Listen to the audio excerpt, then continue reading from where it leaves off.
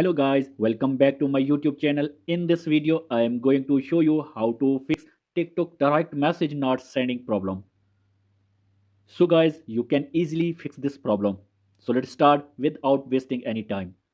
So guys, first of all, make sure that your phone is connected to Wi-Fi or mobile data is turned on.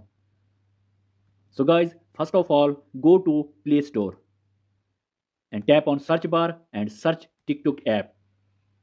Make sure that your TikTok app is updated. If not updated, so guys, first of all, update your TikTok app. After this, go back. So guys, you need to open TikTok app and click on profile. Click three lines. Click setting and privacy.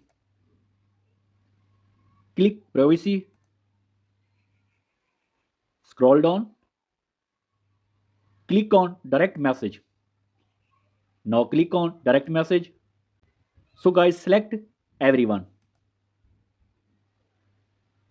So guys, after doing all these steps, your problem will be fixed.